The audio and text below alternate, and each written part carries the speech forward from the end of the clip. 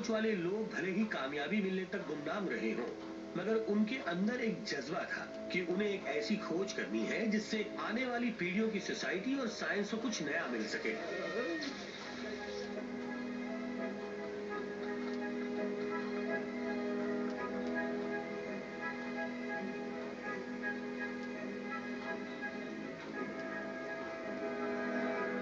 हाँ, वो लोग यहाँ पर होंगे, इस तरफ। हम अभी निब्रन जंगल में हैं।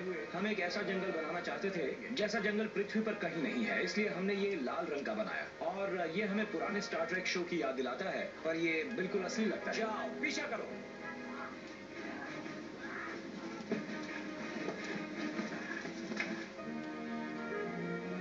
रॉडनबेरी ने जो ऐसी जगहों पर जाने की बात लिखी थी जहां कोई भी नहीं गया, तो हम पाएंगे कि इंसान वहां पहुंचने की कोशिश कर रहा है। मुझे उम्मीद है कि एक दिन हमारे पास ऐसे रिसोर्सेस और टेक्नोलॉजी होगी कि हम दूसरे चांद, ग्रहों और सोलर सिस्टम्स में जा पाएंगे। मुझे ये सब पसंद नहीं है। हाँ, मुझे पता है।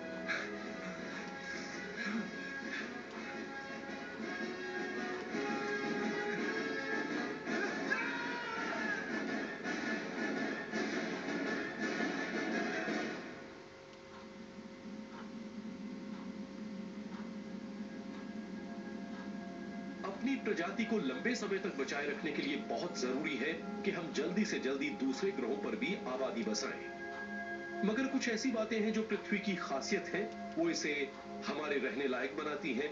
उनमें से एक तो है तापमान, जो यहाँ पानी को लिक्विड फॉर्म में रखता है और वो पृथ्वी की सतह पर रहता है। एक्सोप्लैनेट्स जो अपने तारे से इतनी दूरी पर होते हैं कि वहां पृथ्वी जैसा एटमॉस्फेयर हो सके, उनके बारे में हम कहते हैं कि वो गोल्डीलॉक्स जोन में है। ये बात उस कहानी से ली गई है जिसमें एक ओटमील ही काफी था। जेफ मार्शी ने हमें हाल ही में दिखाया कि हम जिस गोल्डीलॉक्स जोन की बात करते हैं, करीब 50% ग्रह उसमें हो सकते हैं और इतनी संख्या कम नहीं है। आज हमारे पास एक स्पेसक्राफ्ट है, केपलर स्पेसक्राफ्ट। वो हर वक्त एक साथ 1.5 लाख तारों को देख सकता है और वो उनकी चमक पर भी नजर रखता है।